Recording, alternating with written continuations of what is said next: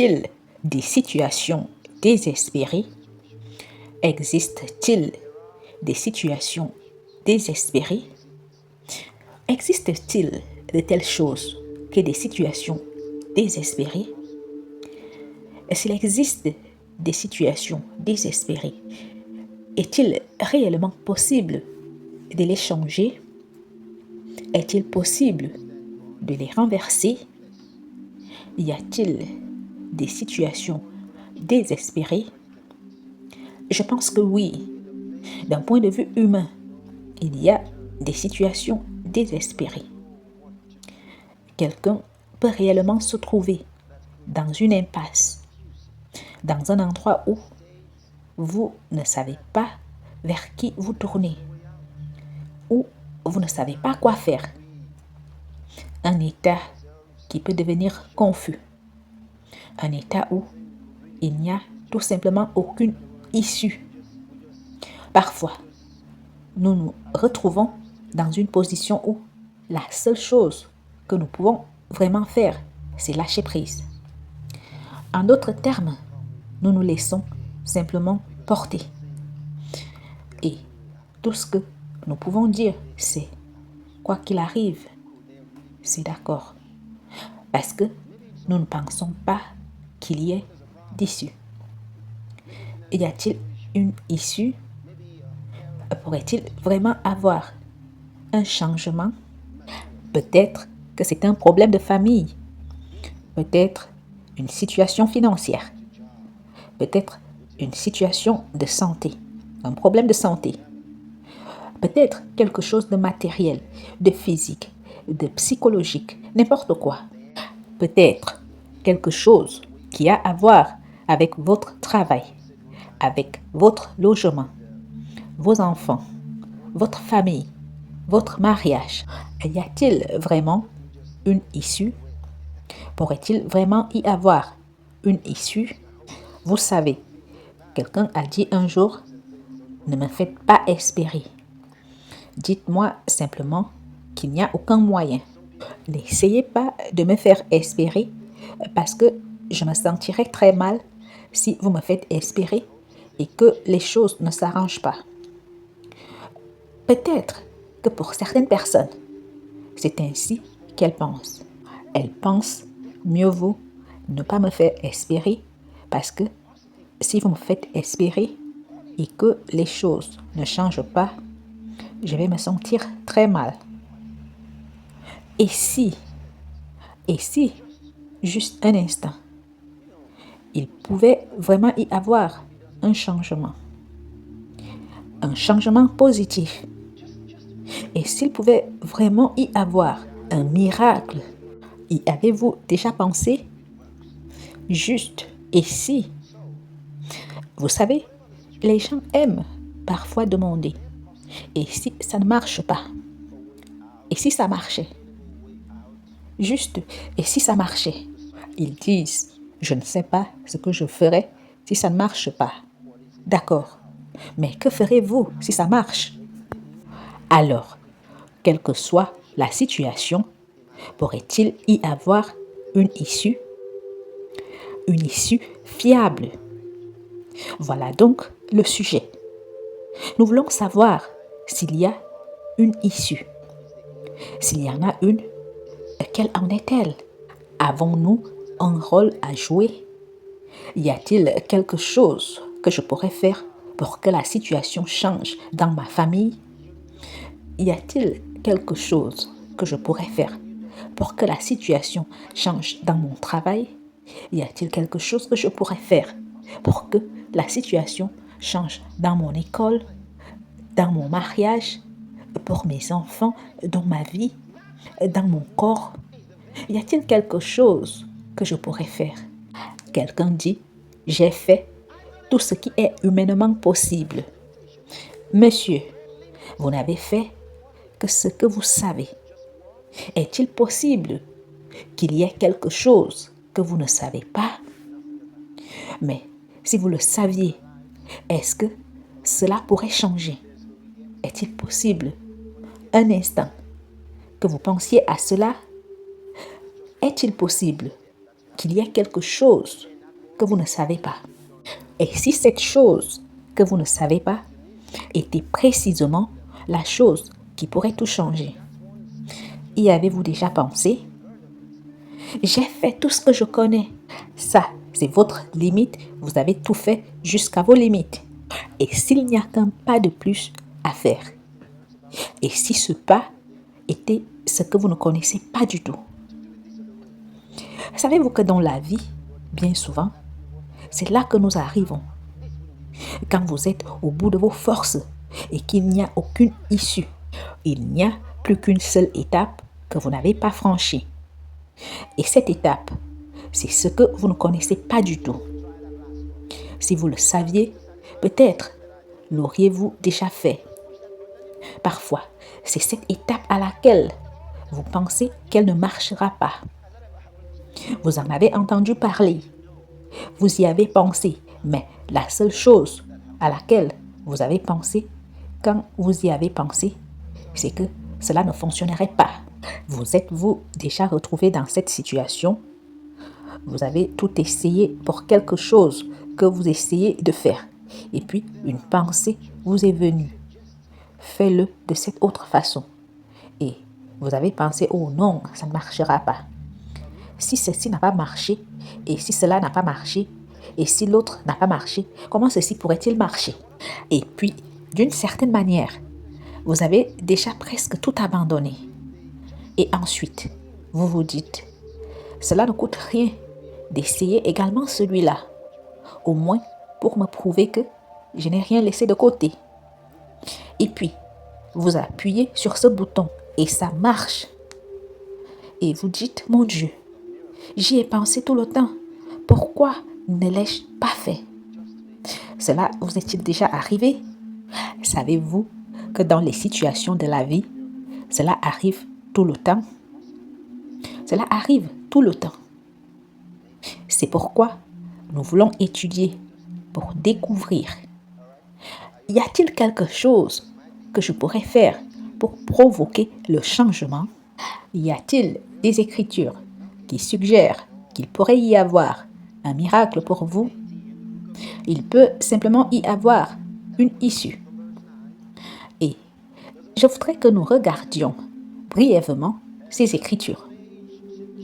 Ce sont des écritures familières, des écritures que vous avez déjà lues toute votre vie, mais elles semblent suggérer qu'il pourrait y avoir une issue. Je ne sais pas ce que vous allez en penser, mais j'espère que vous allez les écouter, que vous les lirez vous-même, que vous les étudierez vous-même et que vous vous ferez votre propre opinion.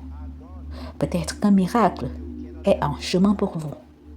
Peut-être que quand nous aurons terminé cette étude, nous serons plus sûrs de savoir s'il y a un miracle en chemin. Est-ce vraiment possible? Peut-être, peut-être oui. Alors, êtes-vous prêts? Genèse chapitre 18. Et je vais lire à partir du verset 9. Il y a une femme du nom de Sarah, à un âge avancé, ce qui signifie qu'elle ne devrait plus avoir d'enfants. Elle était mariée à un homme qui était aussi âgé. Et la Bible dit qu'il avait cessé d'en être à Sarah comme il est usage aux femmes. Elle était maintenant ménopausée, d'accord? Et le médecin a dit, c'est fini, vous ne pouvez plus avoir d'enfants. Il est trop tard.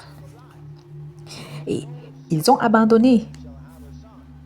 Un jour, le vieux mari était assis à l'entrée de la tente. 3 hommes s'approchèrent de lui. Il passait simplement. Il courut vers eux et leur dit, « Hey, je sais que vous faites un long voyage. Pourquoi n'entreriez-vous pas ici pour manger et boire un peu? Et vous reposer un moment, puis vous pourrez continuer. Je vous donnerai quelque chose et ensuite, vous pourrez poursuivre votre route. » Et ils dirent, « D'accord. » Mais ils parlaient à 2 anges et à l'Éternel. Loué soit le Seigneur. Alors, ils entrèrent et s'assirent avec lui. Et il leur apporta de la nourriture et des boissons. Regardez ce qui va se passer ici. Verset 9. Genèse chapitre 18, verset 9. Alors, ils lui dirent, « Où est Sarah ta femme ?» Il répondit, « Elle est là dans la tente. » Verset 10. L'un d'entre eux dit, « Je reviendrai vers toi à cette même époque, et voici Sarah ta femme aura un fils. » Sarah écoutait à l'entrée de la tente qui était derrière lui. Et elle écoutait ces hommes parler et elle entendit l'homme dire, « Je reviendrai selon le temps de la vie, dans 9 mois. » En d'autres termes, Sarah aura un fils dans 9 mois. Elle allait avoir un fils. Sarah l'entendit. Elle connaissait son âge. Verset 11. Abraham et Sarah étaient vieux, avancés en âge, et Sarah ne pouvait plus espérer avoir des enfants. Alors, Sarah rit en elle-même en disant, « Maintenant que je suis vieille, aurai-je encore des désirs? Mon Seigneur aussi est vieux. » Au verset 13, la Bible dit, « L'Éternel dit à Abraham, « Pourquoi donc Sarah a-t-elle ri en disant, « Est-ce que vraiment j'aurai un enfant, moi qui suis vieille? Y a-t-il rien qui soit étonnant de la part de l'Éternel? Au temps fixé, je reviendrai vers toi à cette même époque, et Sarah aura un fils. » Il l'a répété. Il dit, y a-t-il quelque chose d'étonnant de la part de l'Éternel? Y a-t-il quelque chose d'étonnant? Y a-t-il quelque chose d'étonnant? Je vous dis, vous êtes peut-être en présence d'un miracle. Alléluia. La femme a ri. Et ensuite, la femme nia en disant, je n'ai pas ri, car elle eut peur. Mais il dit, au contraire, tu as ri. Vous voyez, Sarah était en train de mentir. Et Dieu aurait pu dire, tu mens en ma présence pendant que je suis là. Il aurait pu coter l'écriture qui dit que tu ne mentiras point. Je voudrais que vous voyiez le genre de Dieu que nous servons. Vous savez, nous sommes tous tombés entre les mains du Dieu vivant. Mais il ne nous a pas brûlés. Il nous a sauvés. Les gens qui prêchent le jugement ne savent pas le pourquoi de l'âme humaine. Ils ne le savent pas. S'ils le savent, ils tomberont sur leurs genoux pour ceux qu'ils croient égarés. Si vous vous sentez si mal que les gens font du mal, vous pourriez montrer que vous connaissez Dieu en priant pour eux. Si vous les condamnez, vous ne connaissez pas Jésus. Vous ne connaissez pas Jésus. Alléluia. Regardez ici. Sarah nia qu'elle avait ri parce qu'elle avait peur. N'est-ce pas exactement comme Jésus? Pierre renia Jésus. Et après la résurrection, Jésus vit Pierre et il ne lui rappela même pas ce qu'il avait fait. Il ne dit pas, Simon, je suis de retour. Je t'avais dit que je reviendrai. Il n'a pas fait cela. Il dit, Simon, m'aimes-tu? Simon lui dit, oui Seigneur, je t'aime. Et il dit, paie mes brebis. Il lui a donné une responsabilité. Il ne lui a même pas rappelé ce qu'il avait fait. Lisez la Bible. Le Seigneur n'a même pas dit, Simon, je sais ce que tu as fait, mais je t'ai pardonné de toute façon. Il n'en a pas parlé. Pourquoi? Parce que l'amour ne tient pas compte du mal. Certaines personnes ont un journal. Une femme peut prendre un livret tel que celui-ci, un agenda. Et sur ce journal, elle écrira en 1956, 7 mois seulement après mon mariage. Je n'oublierai jamais ce qu'il m'a fait. 1962, après la naissance de mon 3e fils, ce que mon mari a fait en 1956, 1962, 1965, elle l'a noté. Certains hommes sont pareils aussi. Ils ne le disent juste pas, mais ça brûle de l'intérieur. Ils le gardent à l'intérieur, ça brûle à l'intérieur. Vous voulez être comme le Seigneur Jésus-Christ? Vous devez faire des changements, des vrais bons changements. Vous devez juste le faire. Oh mon Dieu, comme c'est merveilleux d'être libre, de ne rien garder contre les gens. Quand vous gardez les choses contre les gens, vous savez ce que vous êtes? Vous êtes liés parce que vous vous liez vous-même aux choses que vous leur reprochez. Vous avez plus de problèmes que les personnes qui vous ont offensé. En général, vous êtes plus malheureux qu'eux. Et chaque fois que vous les voyez heureux, vous dites, vous croyez que j'ai oublié ce que vous m'avez fait? Une fois qu'ils sont heureux, vous faites la tête. Vous ne voulez même pas qu'ils vous voient heureux. Si vous étiez heureux et qu'ils arrivaient, automatiquement vous changez de mine. Alléluia. De telles personnes n'ont pas connu le Seigneur. Elles ne l'ont pas connu. Loué soit Dieu. Alors, rentrons dans les Écritures. Il pose cette question dans Genèse chapitre 18 verset 14. Y a-t-il rien qui soit étonnant de la part de l'Éternel? C'est une question qui suggère que votre cas n'est probablement pas trop difficile après tout. Il dit, y a-t-il quelque chose? Cette femme est trop âgée maintenant. Quand elle était plus jeune, elle ne pouvait même pas avoir d'enfant. Maintenant, elle est vieille et quelqu'un vient suggérer qu'elle pourrait avoir un enfant. Pouvez-vous imaginer ce que son rire pourrait signifier? N'essaye même pas de venir me faire espérer. Il y a une... Pouvez-vous imaginer ce qu'elle voudrait dire par son rire? N'essaye pas de venir me faire espérer. Alors, il y avait une femme dans la Bible. Elle n'avait pas d'enfant. C'était une femme âgée.